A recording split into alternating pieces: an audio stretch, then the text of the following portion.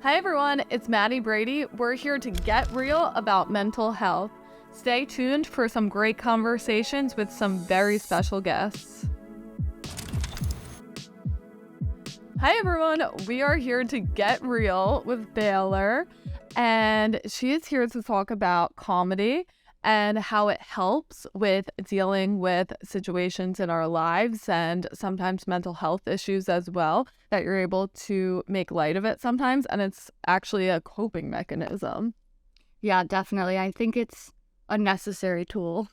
And I think we see that through a lot of comedians, especially now that mental health is becoming more of a talked about topic, are making light of their own mental health issues and making people realize that they're not alone. So exactly. When I reached out to you, I didn't even know any mental health issue that you've dealt with, girl. but I just knew any comedian, I was saying earlier, is unwell, and even anyone that's creative, I think in a creative field, has dealt with some battles, because I think it just comes with the territory. If you have a creative brain, you're gonna be dealing with some other stuff too. It's so true. It's like, I almost wish they sat us down and told us that. Got us in a room and we're like, listen, stuff that's supposed to be easy is going to be so hard, and just, it's okay. Because I definitely struggle with a lot of 3 meals a day. That is so many meals. Mm-hmm.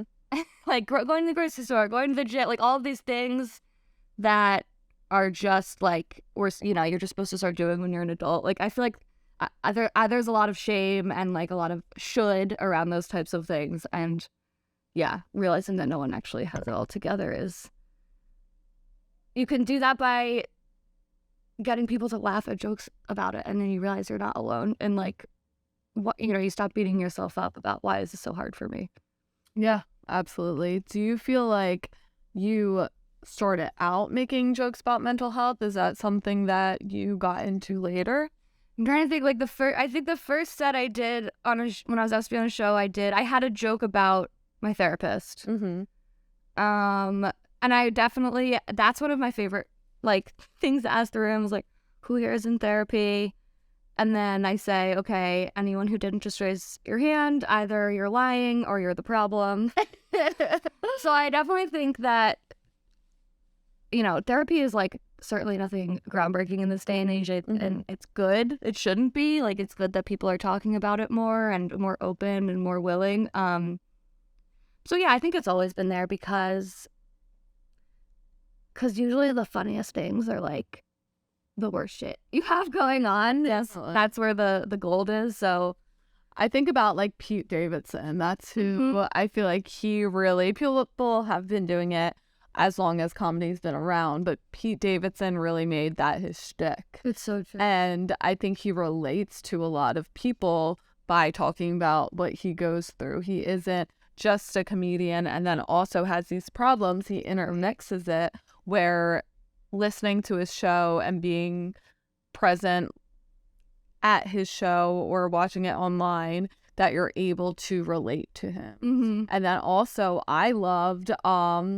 John Mulaney did an entire stand-up about when he, during COVID, relapsed, was really deep in the trenches with cocaine addiction, went back to rehab, and did an entire show about it. And I went there in person. You saw it? Yes. I was crying, laughing the entire time, because a lot of things he was saying, I related to too. I was like, oh my gosh, it's so like this, so like that. And it does make you feel less alone. Mm-hmm. And it makes it not this scary skeleton you have in your closet. Hey, it's not something that I need to be ashamed of or I need to not talk about. It's something that I can joke about, and people are going to laugh because they've been there too. Right. It's it goes from being this thing that you think makes you unlovable to being this thing that you can use to make other people happy.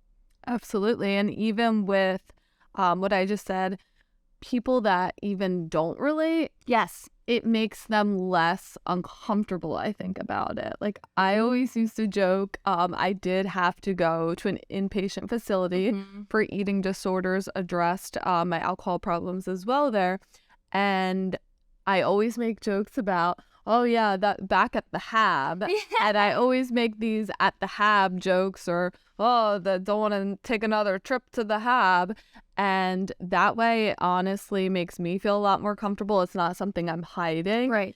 And it's out there, it's in the open, and I want people that haven't been there to know that they can laugh about it as well. Right. Yeah, I'm not uncomfortable about it. It's not this like horrible, unspeakable, dirty secret. Yes. You're like, yeah, comedy as a way to bring people to the table is, I think, like one of the most amazing things that it does, like, because it gets people to talk about things that otherwise they would either be too uncomfortable or too nervous or think they're not supposed to.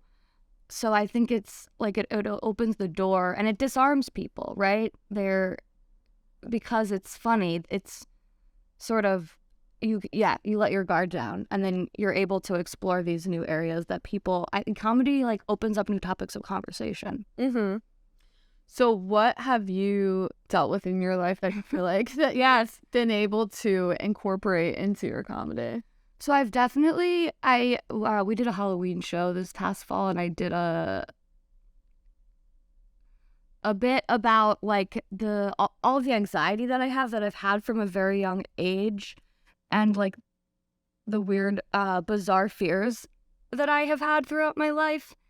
And and I did the audience question of the therapy in that too. And it's like everyone's hands go up. It's so cool. And I'm like, okay, good. We're in a safe space. Everyone's in therapy. Like, so that's, and just trying to make sense of like why I am like this. How did I get here? Like, I tell jokes about being young. Like I have a joke about when I was younger and I used to like listen on my Walkman to the Dixie Chicks cover of Landslide. And it's like, there's the line about like children get older too. And I used to be like 6 years old, just like sobbing, listening to that song, just like so acutely aware of the passage of time and just like my childhood is ending. Like, and so trying to look back on these moments that felt like so devastating and telling them now, and it's funny. Like, and to be able to sort of reframe anxieties that you've had throughout your life that have felt like, I don't know. I try to remember myself being 7 and feeling like my childhood was ending. And it's like, that was traumatic. But now when I say it, it's like, that's hilarious. Like, 7, you're so young. So I don't know. That's one of the things that I've tried to work through with comedy. Another thing is like, I've had a lot of health issues and surgeries. I've spent a lot of time in the hospital. So I like to do jokes about, similar to the Hab kind of, but like doctors, they come in the morning to do rounds and you see them and then they just like disappear and you don't see them again. And so I do jokes about like how doctors play hard to get, how it's like very hot to me that they're always disappearing. And then I had done a set about, so like I would say that the biggest thing for me that I just feel like very embarrassed about, but like working through, and comedy has been a tool for me to like talk about it without feeling like I'm being wah, is that I have a permanent ostomy bag. So it's like, it's an invisible illness, it's a disability, it's a lot of different things. It's also something that people don't always know what I'm talking about. So I like have had to figure out ways to explain it but make it funny. Mm-hmm. And then I think so seeing that people are actually like willing and able to laugh about something that I worry is so gross has just been like so reassuring. And also, you know, body insecurity is, everyone has that. So it's like, you know, even though no one in the audience has exactly what I'm talking about, everyone can relate. Everyone feels embarrassed all the time. Definitely. Obviously, it's something that I can relate to. However, can't relate to in the sense that I have exactly that. But in a sense, we've all felt that. We've all felt embarrassed about something in our lives, something that we've had to deal with, something physically. There are so many people that are struggling with insecurities. And I think the only way to face insecurities is head on. Mm-hmm. So I think that's so amazing that that's exactly what you're doing, because a lot of times I think insecurities in a way are a fear. Yeah. And I think that fear builds upon itself. So when you don't talk about it or face it, it's something that in the long run, nobody really thinks is weird. Nobody is bashing. Nobody is actually thinking the thoughts we think they are about them. And we're trying to control everyone else's thoughts in the room and think, oh my gosh, they must be thinking this, they must be thinking that, when really it's just our own fear that's growing and growing and growing around the topics. And when you get it out there and you realize, a lot of people, I mean, I think it's incredible that you do that. And you realize that a lot of people are actually there to support you and think that what you're doing is amazing, rather than, oh my gosh, ew, or this or that we in our heads are telling ourselves that everyone's saying. You get to like debunk the inner narrative that you've been telling yourself because you test it out and you're like, oh, people are laughing. It's not be so horrible after all. What you just said reminded me of something, and I definitely still struggle with. And it's like, I'm definitely like very much still starting out in comedy, and I produce shows too, and so like I still struggle with this, but earlier on it used to be so intense of anxiety, just putting so much pressure on the show, thinking like, you know, people have, some of this is coming from what it takes for me to get out of the house, but I'm like, people have left their beds for this, okay? They're giving up over an hour of their time plus transportation. Like, this has got to be the best goddamn thing ever. Like, I had this perception that people were coming in to the show being like almost hostile, like, okay, make it worth it. Yeah. And that would just put so much anxiety on my performance, on making it perfect. Like, it was just so stressed, and I feel like I've just been working on trying to reframe it as like they're excited, and that's why they're there. And I also think, like, I've been working on this in therapy too, anxiety gets in the way of your creativity. So the show will be better if I am not going into it thinking that people are, you know, assuming it's not worth their time and I have to disprove that. Like, I even have the same thoughts. I feel like I'm waiting. I'm constantly feel like people are waiting for me to fail. And even with this, I watched my first couple episodes and I'm thinking, oh my gosh, I said so many times right there. I lost my train of thought and switched what I was about to say, and I overanalyze it so much. This morning, I was at the gym listening to the Theo Von Joe Rogan podcast. Both the most professionals, I mean, the highest paid podcaster there is, as well as one of the best comedians, I think.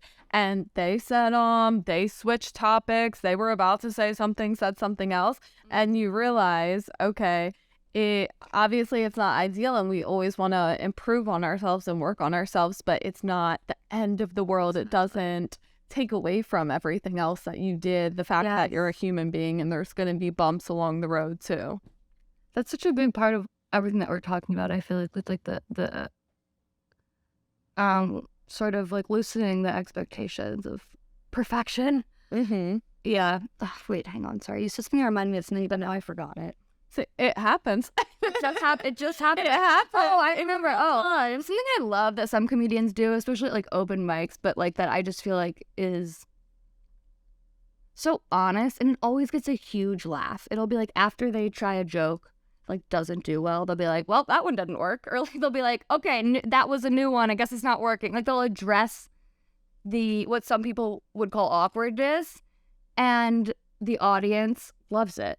So I just think that's so interesting. Like, there's something about naming what you're scared of and like putting it up for debate. Like, wow, that was horrible, wasn't it? And then everyone laughs and it's like, no, it wasn't horrible, right? I don't know, like, just addressing the or the awkwardness, or like, it's instead of just pretending it didn't happen, like taking a minute to let the audience be in on the joke that we're all human, and like, yeah, not every joke you say is gonna slay. It's just the reality. Yeah, I liked that line. Not every joke you say is gonna slay. It seems like a t-shirt or something. But I feel like the comedians that are able to do that, first of all, I think you have to be so intelligent to be in comedy, because you are thinking on your feet 24/7. You're dealing with the pressure of being on stage. People yell things out at open mic nights. There's someone I follow on TikTok or Instagram or something. I wish I remembered who it was. He's out of New York.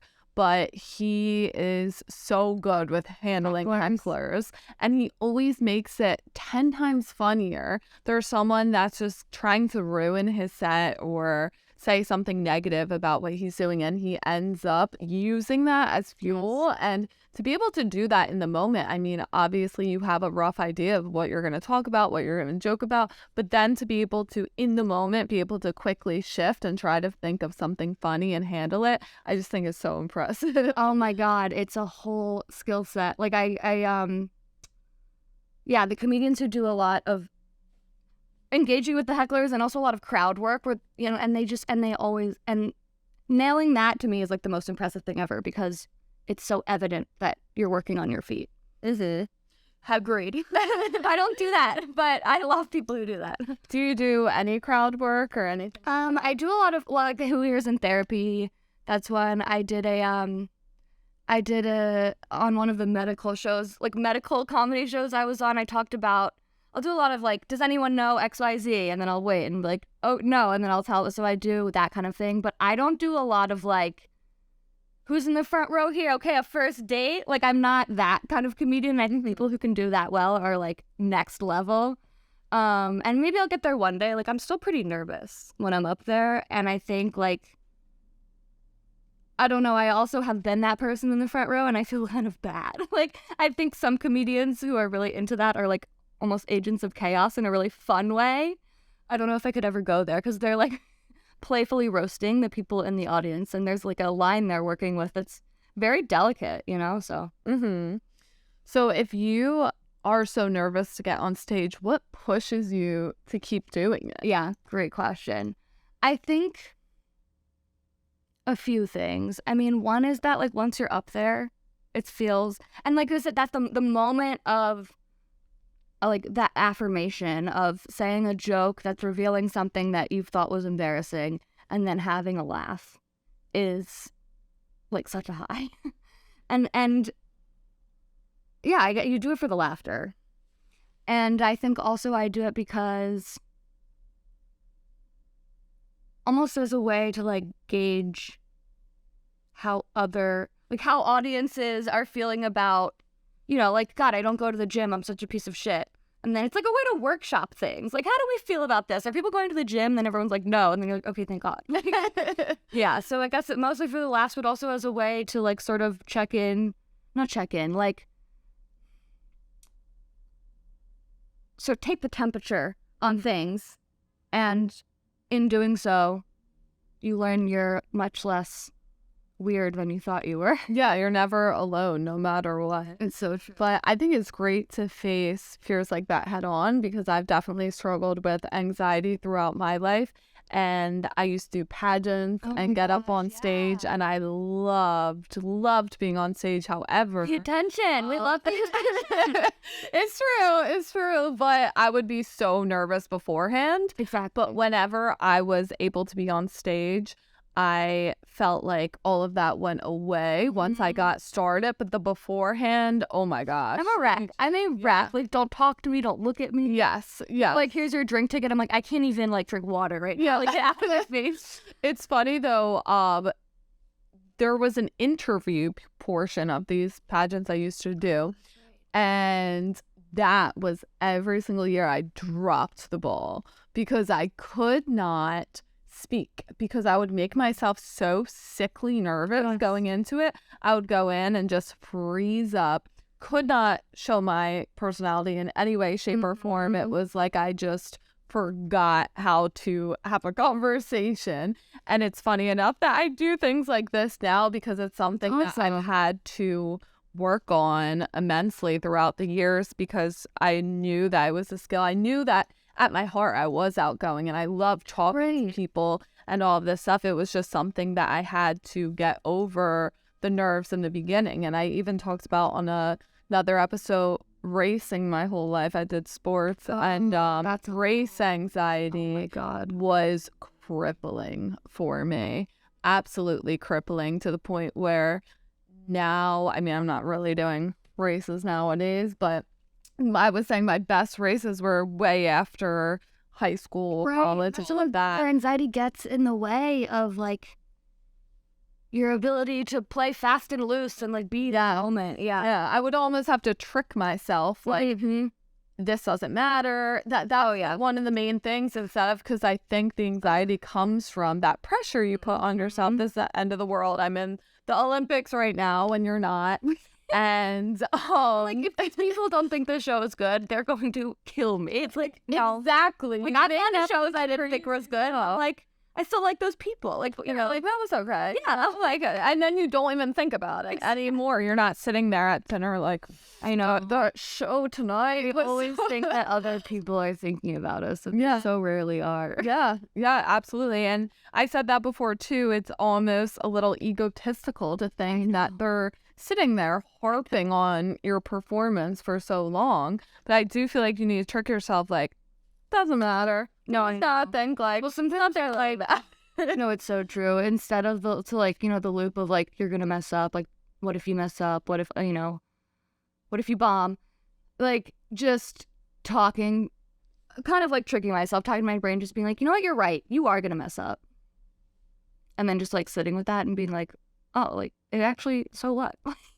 Or thinking, worst case just scenario. facing it head on, like, I don't know. Yeah, but facing the worst case scenario head on, exactly. Like, if you did mess up, what's going to happen? That's what I mean. Yeah, exactly. And then the fear is like, it's harder for your brain to beat you up with like, what if you mess up? What if you miss it? It's like, I probably will. Fuck off. Like, yeah, it's not a big deal if I do mess up. Everybody messes up. The performance anxiety thing reminded me, Jenny Slate has a great stand-up special where she talks about, at the beginning of it, she talks about how nervous she is and how nervous she still gets before every performance, and she's like, oh, I could throw up. Like, and I like, it's similar to me to addressing a joke that doesn't do well, like addressing, like, oh, I'm really nervous. Like, just that transparency, I feel like, is so beautiful, and it like lets the audience in on a new level of intimacy with the performer of like I'm really nervous, or like, oh, that joke didn't do well. It's like you feel like you're looking behind the curtain. I mean, it's exciting for audiences, and it's like, it's powerful for the comedian to say the truth, to share that. Absolutely, because then you're actually relating to the person rather than looking at them like just a finished product and judging it off of that. You actually feel like you're having a conversation with someone or it might remind them of, oh, they're just like my friends so-and-so, and you actually feel like you're more in the experience rather than just a spectator watching. You feel fully immersed in exactly the comedy. It's like, I feel like it's this tool of like, here, let me tell you a little secret, and audiences love that shit, and then you can use that to be like, to make a joke out of something you thought made you bad. So what made you get into comedy, or made you want to? Yeah, I mean, I've always been really into writing, and and then I moved to New York, and I was working in like film production stuff and going to a lot of comedy shows, friends with a lot of comedians, and sort of like wanting to do it, but being really scared. Back to that anxiety piece. I actually, for like, I must have lived here for at least a year before. The first thing I did is I took an improv class, which, back to the thinking on the feet thing, absolutely the hardest thing. I would be nervous every week for the class. Like, yes, but such a good exercise and a good reminder to just like get the precious out of your system. Like, those fears are gonna get in your way. So yeah. So anyway, I started with an improv class, and then I started doing open mics. And what actually got me to do it, I think, is back to this mental health piece. Honestly, like, the reason I was going to so many shows, which eventually led me to want to try it myself, is that like, I just don't think there's a better way to beat depression, like being sad. Like, I just feel, I look around every day and I'm amazed at how many people got out of bed, because it's just so hard. And, I don't know. For me, it's hard to be sad in a room full of people laughing. And whether or not it's merely a distraction from what's making you sad, or it's actually jokes that are helping unpack these, whatever the topic or the situation is, and realizing that, oh, other people are going through this too. Yeah, either way, it's like, it's huge. I think that's what brought me to it.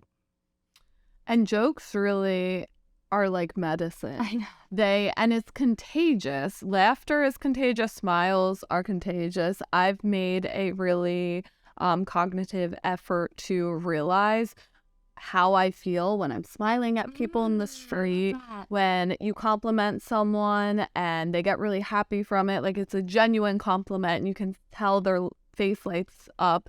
You genuinely cannot be in a bad mood when you're experiencing those interactions. Yes, joy, rather than sometimes when you get in a bad mood and you really just put your head down, you don't want to talk to anyone, and that's just going to get worse and worse. It's so hard. It's like the last thing you want to do is leave the house, but leaving the house is what's going to help you. It's like, yeah. And when you're in those moods too, I feel like you can get irritated when you're passing someone they might bump into. You're, oh my God, but then if you're actively trying to have those little interactions on the street that are positive, you are so much kinder in your head to yourself, to other people. Yeah. You don't feel... It's so interesting, even like, because I love giving people compliments too. And like, even if it's just for that brief moment, like when you say it and it's so genuine, like I love your coat and I'm so excited, and then they smile and say, like, their big smile and say thank you. It's like, even if it's just for that moment, you're like reassured that there is good in humanity. So I feel like that's kind of similar to like getting hearing people laugh at your joke. It's like a moment of light and of levity in what can be a lot of darkness. Yeah, I try to always tell people when I like something, when I think something's impressive, and sometimes I feel like you question yourself because it's a little abnormal to, if I see something online, something on Instagram, someone doing something great, I'm going to DM them. This is so cool. This is great. And you start to think, oh my gosh, is this weird? Is this too much? But yeah, right. Of course. Yes. Why would you sit with the feeling that someone's doing something great, or you want to give them a compliment and you're not going to, and really they might be bearing their soul and putting so much out there, and that compliment can mean so much to them. It doesn't really mean anything to them if 10 people are thinking it's so great and it's not translated. Such a good way to look at it, and it really like adds, like, you see the imperative of affirming people, like, because it's similar. It's like all these battles we have in our head, like a lot of people do too, and you could be the one person who gets their brain to stop beating them up about, like, why did I post that was so weird, like no one likes it. Yeah, and even I think empowering other women too. When you see a woman walking down the street and she looks good, it's always a woman. Oh, you look so good. Or I love your dress. I love your hair. And I'm definitely like a freak. Like, I'm always talking to people down the street, kind of how you're like, is this weird? And I'm just like, who cares? Exactly. And that's what I like about to be weird. Why can't it be weird? Exactly. Like, and that's the thing about comedy too. Like, after going to a lot of shows, I'm like, if other people get to try it, why can't I try it too? So that kind of mindset has helped me, like, with the fear of being annoying. I feel a lot as a creator. You like being, come to my shows, watch this. Like I have a lot of fears about being annoying, but just challenging myself. Like, okay, be annoying. So what? Like, what does that even mean? That's how you're gonna get yourself out there. Exactly. And I think with that kind of stuff, because I get nervous about that too. When you're putting yourself out there and trying to get people to be captivated by what you're doing, the people that it's meant to hit are then going to be able to engage. And the people that it doesn't resonate with, so what? Right. It was never going to resonate with them anyway. If you made 2 less videos, if you made your videos shorter, if you didn't include this joke, they were never going to resonate or vibe with it anyway. They were never going to be interested. The people that you are meant to interest are never going to be annoyed by, oh, I really wanted to go see her show. Oh, she posted 3 more adverts. Like, I'm not going to go now. Like, it's never going to say it right people. When you say it, it sounds so absurd. Like, but in your head, you're so really like, I'm being so annoying. Posting again about trying to get people to come to my show. Like, what makes me think I deserve anyone's time?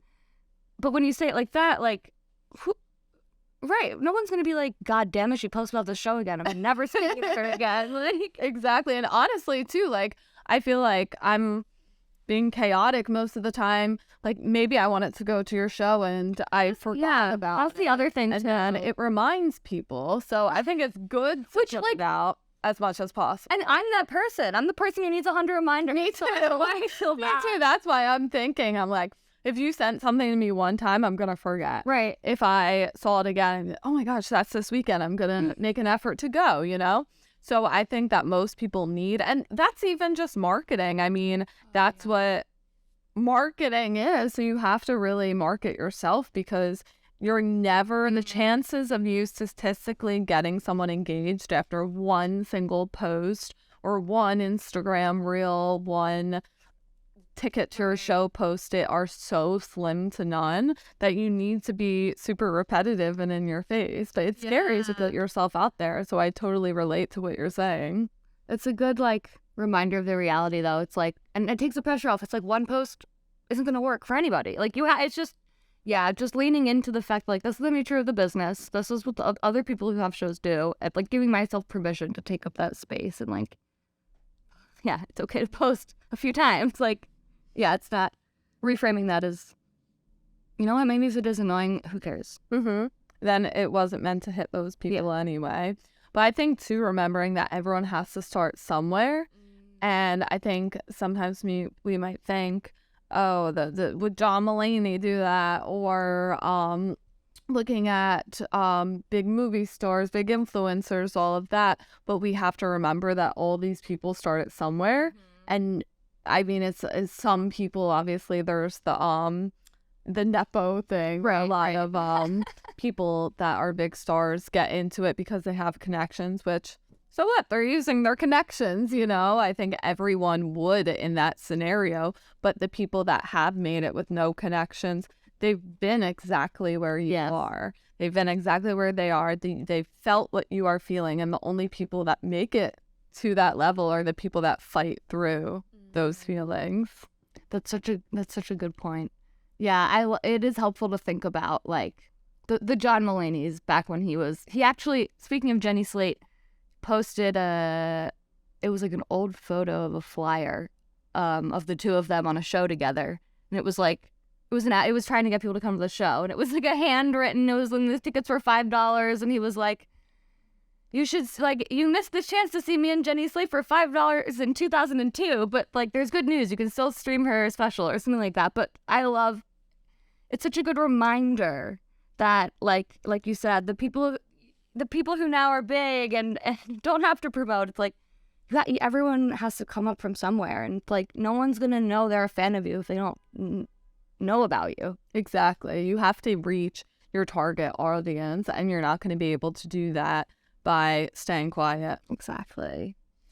Do you feel like moving forward that these feelings have gotten better? Like, do you see them slightly improving every time you do these things? You mean the, like, anxiety? Yes. Yeah, definitely. I mean, and the more time I definitely feel that, and, like, the more times I like produce a show, it used to be so nervous. And some of it is just the unknown, and, like, the more times I do it, I know a little bit more what to expect. I mean, don't get me wrong, I'm still nervous. And I you know, you look at someone like Jenny Slate and she's still nervous. So it's like, you know, maybe that doesn't go away. And some people say that shouldn't go away. Like, the moment that goes away, you're not in it. But yeah, for me, I'm trying to find the middle ground of, like, I'm showing up and I'm on my game, but, like, the anxiety is not crippling me, because then it's like that. In the same way that laughter is contagious, like, anxiety can also be contagious. And it's like, if you're hosting a show, you're setting the tone. And so working on getting myself, like, anxious about shows for the sake of the show, too, is definitely an ongoing goal for me. It's getting better. But back to your point about facing head on, the only way to get better is to do it more. Exactly. And I liked what you said about the second that goes away, that's a bad sign, because at the end of the day, it is just because you care so much about something. Exactly. And that's what I said. Sometimes you have to trick your brain to tell yourself you don't care as much. Right. But There's so much that it's, like, impossible. Yeah. But it is showing that it's important to you. And if you absolutely don't care, you have no anxiety, Are you dying inside? Yeah. It's interesting. I talk about this in therapy, too, and I'm, like, curious your thoughts about it. Like, some people, and it's all just comes down to naming. I mean, some people will say like, oh, like a little bit of stress is good. And I know what they're saying and I know what they mean, like motivation. But it's interesting because I'm working with a therapist now who is like very anti that rhetoric, which has been helpful to me because I struggle a lot with like obsessing over lists and like to-do lists. And I'm like, well, it's going to like, and my therapist is like, what is that doing for you? And I'm like, well, I'm going to forget, it'll catch whatever I forget. Like I'm going to forget something and then I'll catch it if I'm looking at my list. And she's like, see, this is the misconception that your anxiety is helping you. It is not necessary. It's not a tool that gives you an advantage. So for me, like renaming what some people would call the good part of anxiety as like something completely separate has been huge because anxiety like makes gains when I think that it's helpful, right? I perceive it as proving itself when I think that it's a good thing. So for me, being able to like be like, no, anxiety is bad, stress is bad, like countering the like, well, a little bit is good, because in my mind I'm like, no, that's something else. That's not the stress I'm talking about. I think that is really interesting. I've actually never even fully thought about that. No, what do you think? I feel like I'm glad that I had the experiences I did. I'm glad that I was really anxious about the things that I was, because it made me want to do those things more and face them head on and get better at them. But moving forward, I definitely think that the less and less you can get is the optimal goal, because I would like to experience less stress, experience less anxiety, and I drastically have over the years, which is great. But I'm very glad that I was having those experiences young, and I'm glad that when I was young that I wasn't having all the wins back then, because I feel like it's motivated me to want the long-term win in life, because I feel like when I was younger I would try so hard at something and I never really was that first place gal, and I think that has built me into who I am today, and now I want to eventually make the rest of my life going after trying to achieve that success that I'm looking for. And it doesn't look like a first place trophy. It doesn't look like just nailing one episode or nailing whatever. I think that it's a continuous journey, and for the rest of my life, if I'm never that first place person, but I'm continuing to get better and better and better and better and going after all of my goals, that's something that I will be satisfied with at the end of the run. Yeah, it's interesting. It's like it's so easy when you're young to think you want a certain type of life, and then you start to realize what actually makes you happy, and then that becomes like sort of the new goal. Like realizing the first place is like, okay, you'd be in first place, but you'd still feel the same way about everything else. Like it's not the cure all. Yeah, I think even that trying to just do the best at every single thing you can is a win, in a way that there's different types of wins. I mean, there's the fact that we're still here is a win. Like, yeah. Like, the thing about getting out of bed, it amazes me that we're all just still doing this. It's amazing. It really is. It is amazing. It definitely is. And I think that you getting up on stage and being able to talk about it. Same with this. It's so brave, but it's important. Thank you. Definitely. Well, thank you so much for coming on and getting real with us. I can't wait to go to one of your shows. I saw the one flyer that you sent. Oh, yes. I'm going to need it 5 more times. But I can't wait to come see you. And I think that what you're doing in comedy is so incredible. And I can't wait to see you in the big lights soon. Thank you for spreading awareness about this very important topic. We're both making these issues more approachable, and I think it's a great fight. Absolutely. Thanks for tuning in and getting real with us. Podcasts will be posted every other Wednesday on Spotify and YouTube. Please reach out via DM if you want to chat.